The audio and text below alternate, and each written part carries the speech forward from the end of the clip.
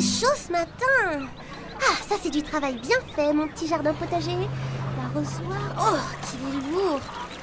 Alors, un peu d'eau ici. Oh, mes petites salades, j'allais vous oublier. Parfait. Comme vous êtes belles, mes petites tomates. On va se battre au marché pour les acheter. Je l'ai toujours su. Si tu soignes la nature, elle sait te récompenser.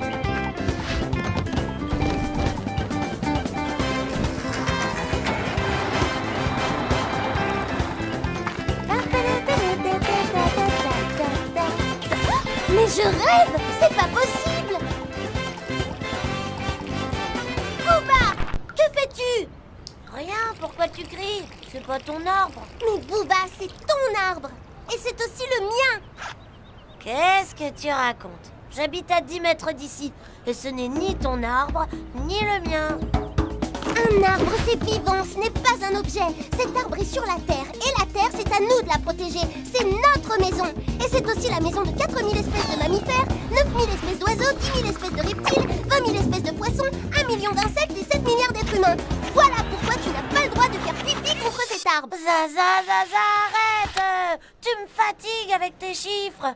J'ai pas mis la terre en danger. T'exagères toujours. Oh, il fait chaud. Allez, viens, on va se mettre à l'ombre.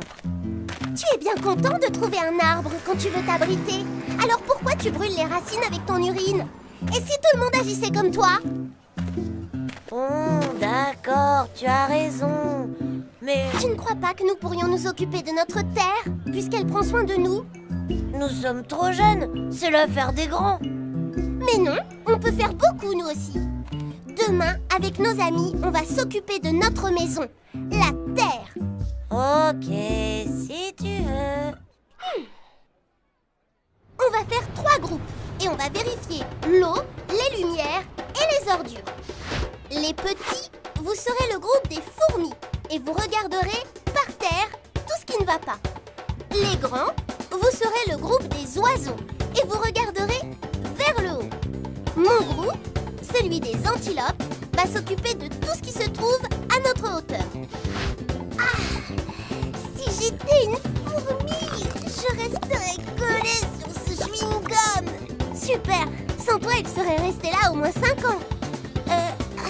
Si j'étais une fourmi. Tu serais déjà asphyxié par cette peinture et son odeur. Et moi, si j'étais une fourmi. Tu serais déjà noyé. Regarde, le robinet de la cour fuit. Il faut demander à notre maîtresse de le faire réparer. Il ne faut jamais laisser l'eau couler pour rien. C'est vrai, je n'ai jamais vérifié si je fermais bien les robinets à l'école.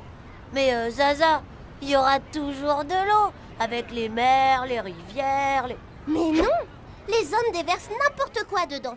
L'eau, c'est joli, c'est léger, ça coule, ça bouge, ça change de couleur. Mais les hommes la maltraitent. Ils y jettent les eaux usées, des liquides toxiques provenant des usines, toutes sortes de choses. C'est très difficile de lutter contre cette pollution, car tout ce qui est au fond de l'eau, dilué dans l'eau, est souvent invisible. Oh, toute cette fumée! Tu crois qu'il y a un incendie derrière les murs ou quoi? Mais non, ce sont les fumées des voitures. C'est pour ça qu'il vaut mieux aller à l'école à pied. Et mon vélo? Je n'ai pas le droit de le prendre alors? Bien sûr que si. Tu ne mets pas d'essence dans ton vélo. La terre ne craint rien. Et un peu d'exercice, c'est bon pour la santé. Moi, je vais essayer d'attraper ce vieux sac en plastique, sans quoi il mettrait des dizaines d'années à se dégrader naturellement. Des dizaines d'années?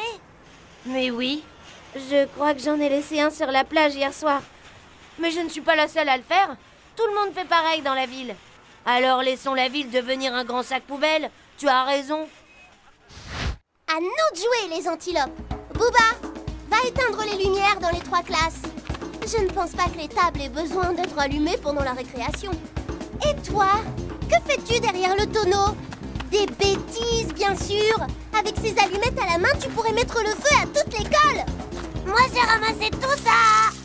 Les enfants, approchez, approchez.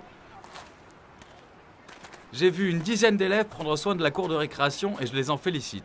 Zaza, viens hisser les couleurs, tu as bien mérité cet honneur. Et demain, Nous allons faire toute une journée environnement. Apporter à l'école tout ce qui, à votre avis, ne sert à rien. Et nous allons faire le tri ensemble. Voilà, maîtresse. Et hop, voilà. Je n'ai trouvé que des vieilles épluchures de fruits et de légumes. C'est parfait, Pascal. Nous allons les déposer ici pour nourrir la terre. Ensuite, nous allons créer notre propre jardin potager. Jardin potager.